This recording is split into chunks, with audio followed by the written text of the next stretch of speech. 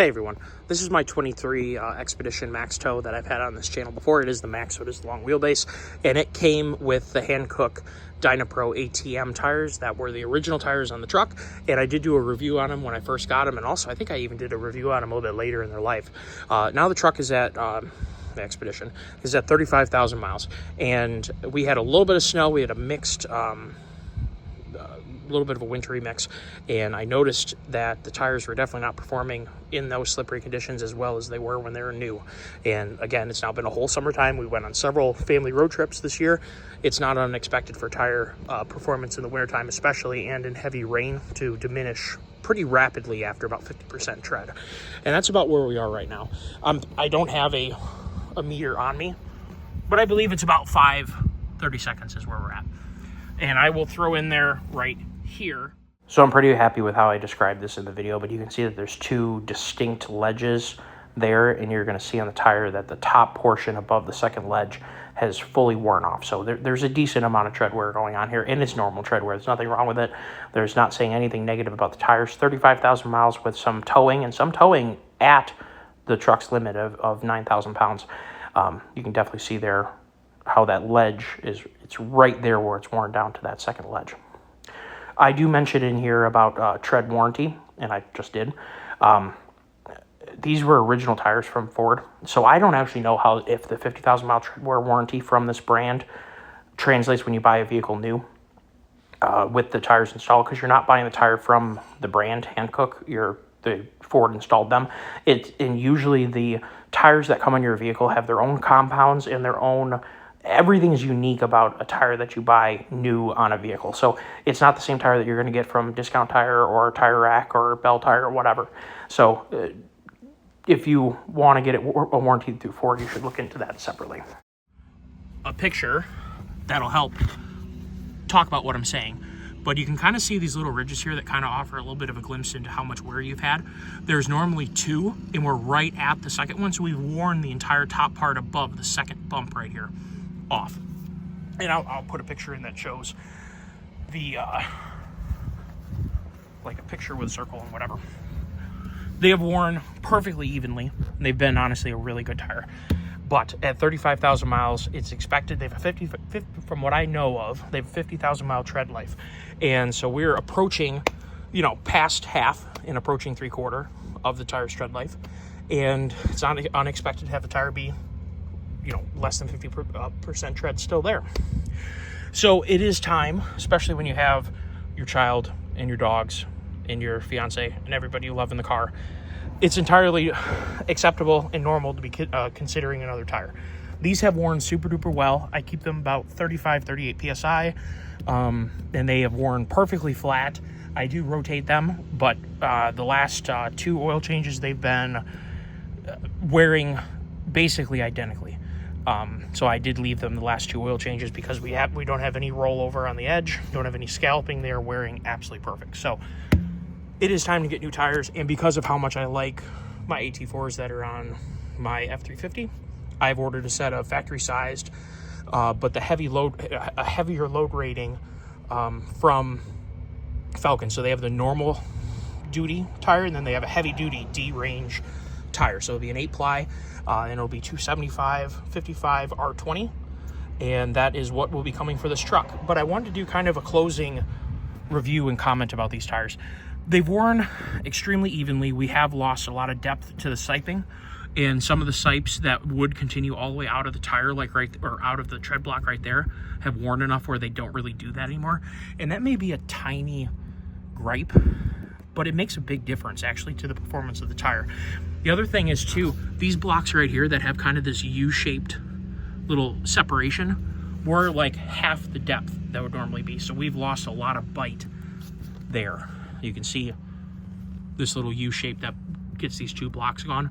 A little bit more wear, and that's going to be basically gone. The other thing is, over time, the edges get a little bit rounded off where they're not as abrupt. And these little niches that have worn, they help clean the tire so that you get snow out of there, or mud if you're in there, and they also help channel water out of the tire. And the less amount of tread height you have, the harder it is to shove that film of water out of the tire. So like I said, it just is the way it is. It would be nice to, and these tires have a lot of summer life left on them and a lot of light rain life left. A little tongue twister there.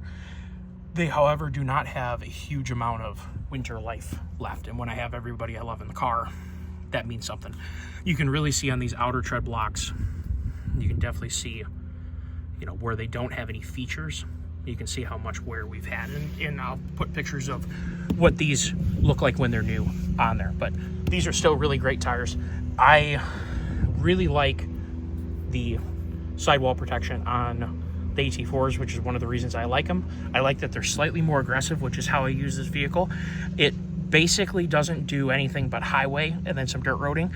But when I'm up at my cabin, I do like to have a little bit better off-road traction. Not that it needs mud tires or anything like that, but to have just a little bit more is definitely handy. The other thing is having the 3-peak rating. These tires were extremely good in the snow, but having the 3-peak rating and that design of tire is a whole nother level up in terms of how stable the vehicle is in especially ice and like a wintry mix condition. In deep snow, it's really just about your tread staying clean. If you want to like snow bog, like so you're playing deep snow, right? You actually want to have snow accumulate on the tire because the snow that's accumulated on the tire has very good traction to snow that is on the ground. But when you're trying to keep your vehicle in terms of braking, steering, and whatever on road, you really want these to clean in that situation. So deep snow, you would really want to hold some snow, and on the road you don't want them to totally back up and turn into a smooth sheet of ice on your tire between the road and the ground. So that is kind of where we're at right here. I want to do a video of what it looks like now before we change them, and then the tires are already ordered so that they'll be ready for winter. We do have some winter trips planned to the cabin and whatnot, so maximum snow safety is very much important here. Like I said, these would still be good for the 50. They don't need to be warrantied out. There's nothing wrong with them. You know, there's absolutely nothing wrong with this tire either. In fact, I may choose to put these back on to wear them more in the summertime.